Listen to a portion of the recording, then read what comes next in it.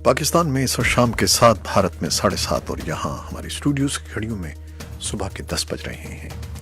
Voice of America Washington की Urdu service से हमारी बाकायदा नशरियात का आगाज़ होता है। पहले घंटे के लिए मैं हूँ आपका मेज़बान खालिद हमीद। जैसा कि आप देख रहे हैं, फेसबुक लाइव पर हम आपके सामने हैं और वेबसाइट और रेडियो पर हमारा ये 1 घंटे का न्यूज़ शो जारी रहेगा। तो आगाज़ करते हैं पहले आज की अहम खबरों की सुर्खियों से। अमेरिका के कौमी सलामती के मुशीर जॉन बोल्टन ने कहा है कि पाकिस्तान की फौजी इमदाद रोकने का फैसला सोच समझ कर किया गया है और ये पहलू नज़र में रखा गया है कि एक जौहरी रियासत के खिलाफ ऐसे इक़दाम के क्या नताइज हो सकते हैं। भारतीय वज़ीर दिफा निर्मला सीतारामन ने मुस्तक़बिल करीब में पाकिस्तान के साथ अमन बातचीत के इम्कान को मुस्तरद कर दिया है। सरकारी ओहदेदारों और तज्ज़ियाकारों का कहना है कि चूंकि भारत में कौमी इंतखाबात करीब आ रहे हैं, इसलिए सियासी वजूहात की बिना पर भारतीय हुकूमत बज़ाहिर एक सख्त मौक़िफ़ अपनाए हुए हैं। अफगानिस्तान से मुल्लिका शिमाली वज़ीरिस्तान में इंतज़ामी ओहदेदारों और कबायलियों ने बताया है कि सिक्योरिटी फोर्सेस के एहलकार जुमेरात की सुबह तहसील बोया के गांव खटी केली में मामूल की गश्त पर थे कि नामालूम अफराद ने उन पर हमला कर दिया। पाकिस्तान के दफ्तर खारजा ने तस्दीक की है कि वज़ीर खारजा शाह महमूद कुरैशी हफ्ते को सरकारी दौरे पर अफगानिस्तान जाएंगे।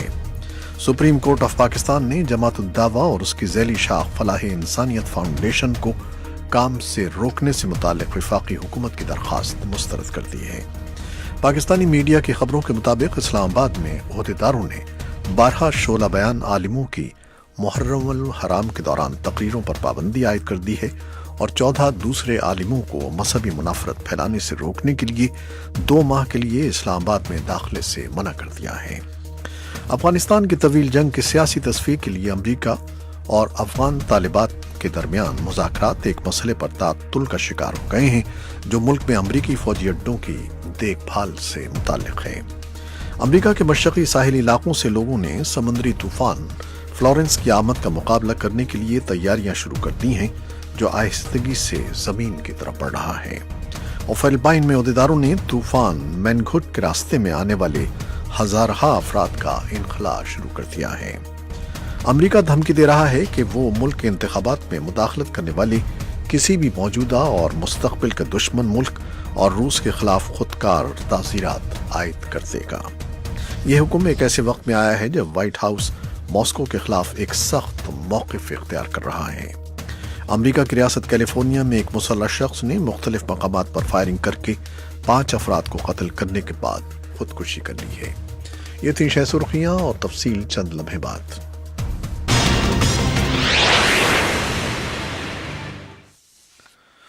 खबरें अब तफसील के साथ। पाकिस्तानी मीडिया की खबरों के मुताबिक इस्लामाबाद में ओहदेदारों ने 12 शोला बयान आलिमों की मुहर्रमुल हराम के दौरान तकरीरों पर पाबंदी आयद कर दी है और 14 दूसरे आलिमों को मजहबी मुनाफरत फैलाने से रोकने के लिए 2 माह के लिए इस्लामाबाद में दाखिले से मना कर दिया है।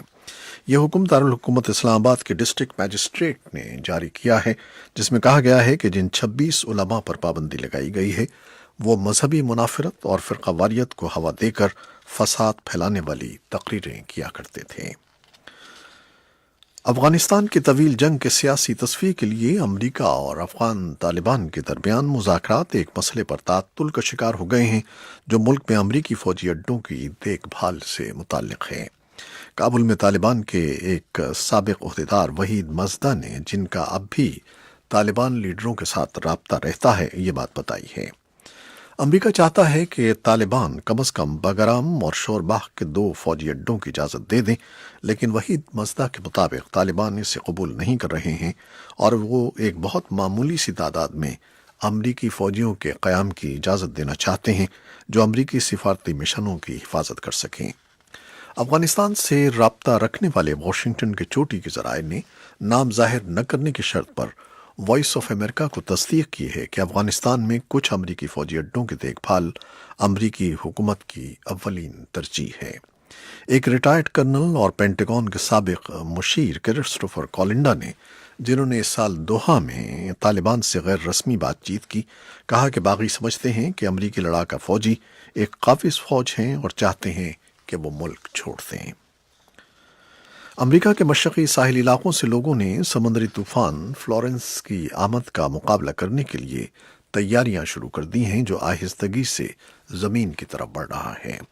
باوجود کہ طوفان کی ہواؤں کی شدت میں کمی ہو گئی ہے، پیشگوئی کرنے والے متنبہ کر رہے ہیں کہ طوفان کا مجموعی حجم اور اس کی شدت شدید بارشیں لا سکتی ہے، جو اس کے راستے میں آنے والے لوگوں کی جانوں کے لیے ایک خطرہ ہے۔ شمالی کیرولائنا اور جنوبی کیرولائنا کے پاس جمعرات کا دن ہے کہ وہ طوفان سے بچاؤ کے لیے تیاریاں کر لیں۔ نیشنل ہریکین سینٹر کو توقع ہے کہ ہریکین کی طاقتور طوفانی ہوائیں جمعرات کو دیر گئے اور جمعے کی صبح دونوں ریاستوں کی سرحد کے نزدیک ساحلی علاقوں سے ٹکرائے گا۔ اور فلپائن میں عہدیداروں نے طوفان مینکھوٹ کے راستے میں آنے والے ہزارہا افراد کا انخلاء شروع کر دیا ہے۔ یہ طوفان اس وقت شمالی لوزان جزیرے کی طرف بڑھ رہا ہے اور اس کی ہواؤں کی رفتار 205 کلومیٹر فی گھنٹہ ہے، اور یہ بحر اوقیانوس کے ہریکین کے درجہ 5 کے برابر ہے، جو اس سال آنے والے 15 طوفانوں میں سے ایک سخت ترین طوفان ہے۔ پیش گوئی ہے کہ مینکھوٹ طوفان ہفتے کے روز لوزان جزیرے پر حملہ کرے گا۔ ہنگامی حالات سے نمٹنے والے عہدیداروں نے جمعرات کے روز لوگوں کو ساحلی علاقوں سے نکالنا شروع کر دیا ہے، اور مقامی عہدیداروں کو حکم دیا گیا ہے کہ تمام اسکول اور دفاتر بند کر دیے جائیں۔ امریکہ دھمکی دے رہا ہے کہ وہ ملک کے انتخابات میں مداخلت کرنے والے کسی بھی موجودہ اور مستقبل کے دشمن ملک اور روس کے خلاف خودکار تعزیرات عائد کر دے گا۔ صدر ڈونلڈ ٹرمپ نے بدھ کے روز ایک ایگزیکٹو آرڈر پر دستخط کر کے قومی ہنگامی حالت کا اعلان کیا ہے، جس کے تحت کسی بھی شخص، گروپ اور ملک کے خلاف اقتصادی پابندیاں اور دوسری تعزیرات عائد کی جائیں گی، جو 6 نومبر کے وسط مدتی انتخابات میں مداخلت کرے گا۔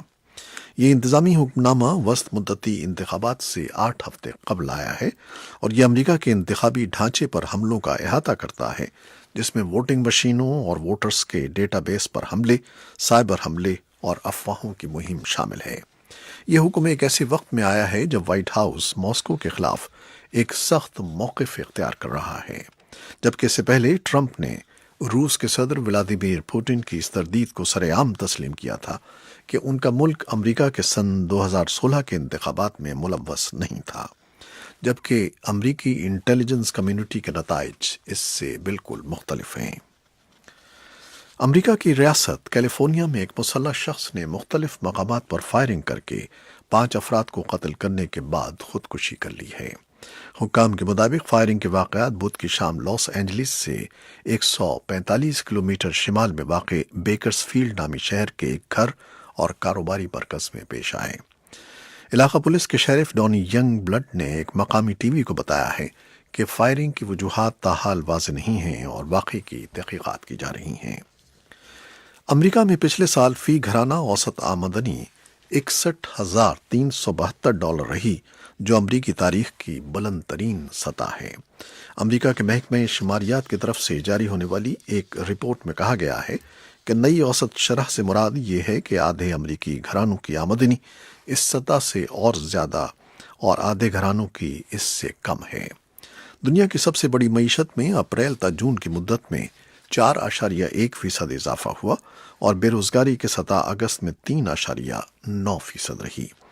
رپورٹ کے مطابق سن 2017 میں فی گھرانہ اوسط آمدنی $60,309 تھی، جو اس سے 1 سال پہلے کے مقابلے میں 1.8% زیادہ تھی۔ اور کولمبیا میں رہ جانے والے آخری باغی گروپ ELN نے 6 افراد کو رہا کر دیا ہے، جنہیں پچھلے مہینے اغوا کیا گیا تھا۔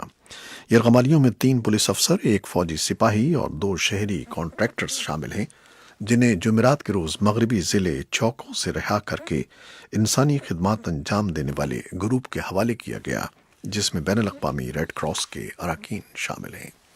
یہ تھی وہ خبریں جو فیس بک لائیو پر ہم نے آپ کے لیے پیش کی۔ ویب سائٹ اور ریڈیو پر ابھی ہمارا یہ شو جاری ہے، ہمارے ساتھ رہیے گا۔